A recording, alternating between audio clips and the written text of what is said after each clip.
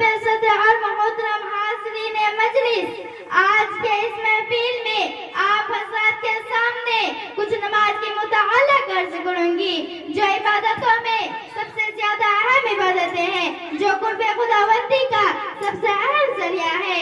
दुआ करें कि अल्लाह ताला मुझे सही कहने और हम सबको इस पर अमल करने की तौफीक अता फरमाए। हज़रात, जब क़यामत कायम होगी, हश्र का मैदान होगा और तमाम दुनिया के अव्वलीन व आखिरीन का इज्तिमा होगा। हर शख्स अजीब व कैफियत में मुब्तला होगा। हर इंसान की पेशानी अर्कालूद होगी। नफ्सी नफ्सी का आलम होगा। कुरान ने उसका नक्शा अजीब अंदाज़ा और अच्छे तर्ज से खींचा है। फरमाया, यौम यफ़िर्रुल मर्अु मिन अख़ीही व उम्मिही व अबीही व साहिबतिही व बनीही लिकुल्लि इम्रिइन मिनहुम यौमइज़िन शअनुन युग़नीहि वुजूहुहुम यौमइज़िन मुस्फ़िरा ज़ालिकतुम मुस्तबशिरा व वुजूहुहुम यौमइज़िन अलैहा ग़बरा तरहक़ुहा क़तरा उलाइका हुमुल कफ़रतुल फ़जरा। यानी वह दिन ऐसा होगा जिस दिन भाई भाई से जुदा होगा, बेटी माँ से भागेगी, बाप बेटे से नफरत करेगा, शौहर बीवी से अलग थलग होगा, बीवी शौहर से कोसों दूर भागेगी। गर्ज उस दिन हर इंसान में एक शान बेनियाज़ी होगी। हर शख्स बेचैन व घबराहट के आलम में मुब्तला होगा।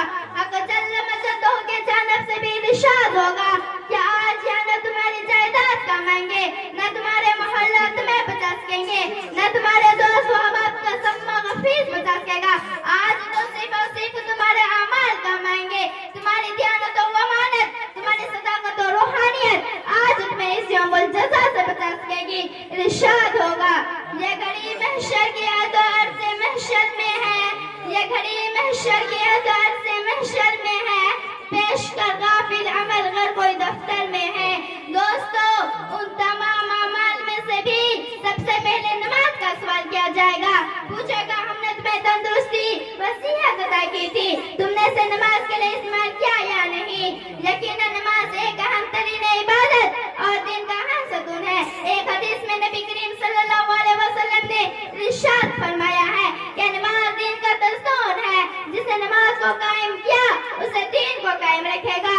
जिसने नमाज की परवाह नहीं की वह दीन से बेपरवाह होगा। कुफ्र और इस्लाम के दरमियान नमाज की हद फासिल है। हज़रात, नमाज की अहमियत का अंदाजा इस बात से भी लगाया जा सकता है कि बीमारी में भी नमाज माफ नहीं है। अगर कोई शख्स खड़े होकर नमाज नहीं पढ़ सकते तो वह बैठे बैठे ही अदा कर ले।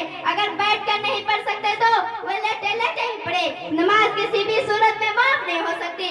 एक हदीस में नबी करीम सल्लल्लाहु अलैहि वसल्लम ने इरशाद फरमाया है, जिसने जानबूझकर नमाज छोड़ा उसे काफिर और गोया अमल किया। गोया नमाज कुफ्र और इस्लाम के दरमियान एक आड़ है। कोई शख्स नमाज छोड़ता है तो उस आड़ को खत्म कर देते हैं। नमाज एक नूरी है जिससे दिल को रोशनी मिलती है, उससे ठंडक हासिल होती है, सुकून इत्मीनान महसूस होते हैं। फरमाता से मदीने मोहम्मद सल्लल्लाहु अलैहि वसल्लम, कुर्रतु ऐनी फिस सलात, मेरी आंखों की ठंडक नमाज है। जब भी घबराहट का मौका होता है कि मुसीबत नाज़िल होती, आंधी तूफान आते, आप फौरन मस्जिद का रुख करते और नमाज में मशगूल हो जाते।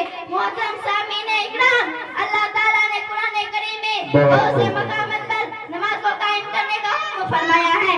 साथ ही हर साथ एक बात और कोशिश गुजार करो जिससे मालूम होगा कि उसकी अहमियत किस कदर है और हम उससे कितने गाफिल हो और अपने फर्ज मुसीबतों से किस कदर दे रहे हैं।